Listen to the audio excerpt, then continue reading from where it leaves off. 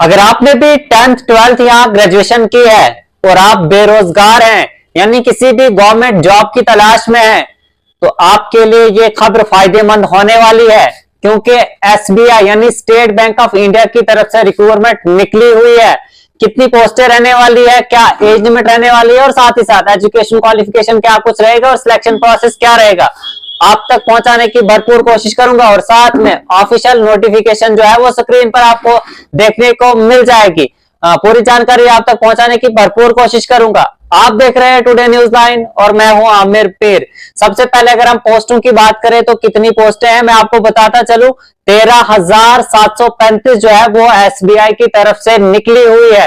एक बार फिर दोहरा दूं, 13,735 जो है वो पोस्टें निकली हुई है। और फॉर्म जो है वो कब से लगने शुरू होंगे, यानी अगर हम फॉर्म की बात करें कब से लगने शुरू होंगे, यानी तो मैं आपको बता दूं 17/12/2024 से फॉर्म लगने शुरू हो गए हैं।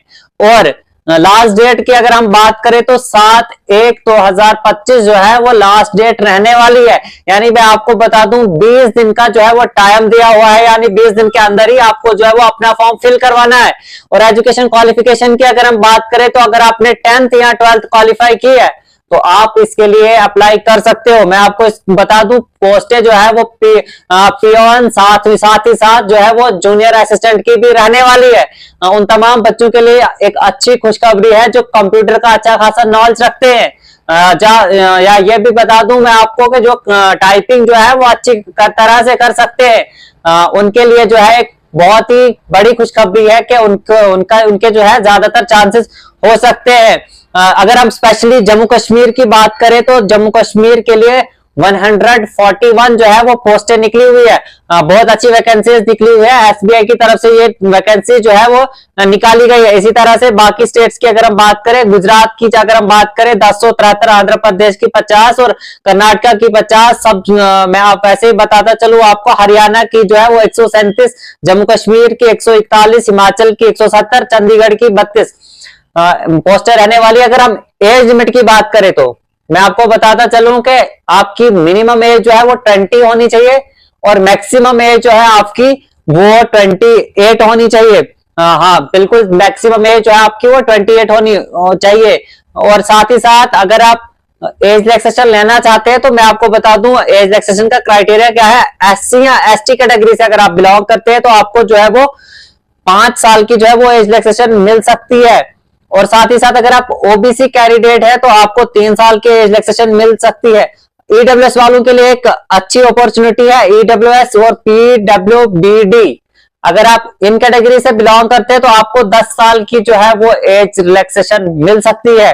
साथ ही साथ अगर आप पीडब्ल्यूबीडी है और साथ एससी या एसटी कैटेगरी के हो और साथ में पीडब्ल्यूबीडी के भी हो तो आपको जो है 15 साल की एज रिलैक्सेशन मिल सकती है। अगर पीडब्ल्यूबीडी और साथ में ओबीसी कैंडिडेट है आप तो आपको जो है वो 13 साल की जो है वो एज रिलैक्सेशन मिल सकती है।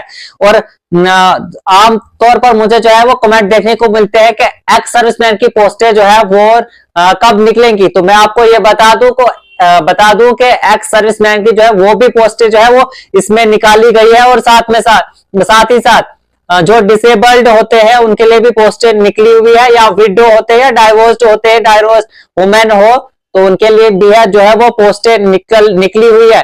या ट्रेंड ऑफिसर या जो भी एसबीआई में पहले से कोई जॉब करते थे या 4th क्लास की जॉब करते हैं उनके लिए भी एक अच्छा मौका है कि उनको जो है वो असिस्टेंट जैसी पोस्टें अप्लाई कर सकते हैं। वो उनके लिए भी जो है वो एज रिलैक्सेशन दी गई है 6 साल एससी एसटी कैटेगरी के लिए और ओबीसी के लिए 4 साल जो है वो दी गई है। अगर अब हम एप्लीकेशन फीस की बात करें तो मैं आपको बता दूं अगर आप जर्नल कैटेगरी से या ओबीसी या ईडब्ल्यूएस कैटेगरी से बिलोंग करते हैं, याद रखो अगर आप जर्नल ओबीसी या ईडब्ल्यूएस कैटेगरी से बिलोंग करते हो तो आपको जो है वो 750 जो है वो पे करनी पड़ेगी।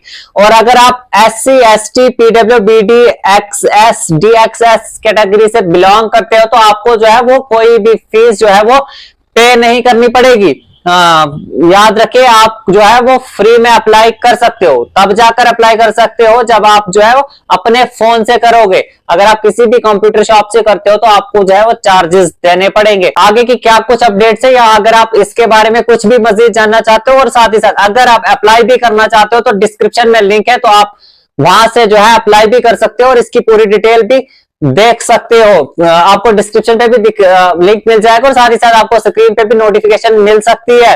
तो ऐसी ही इंफॉर्मेटिव वीडियोस के लिए आप हमारे यूट्यूब चैनल को सब्सक्राइब करें और साथ ही साथ फेसबुक पेज को फॉलो करना ना भूलें।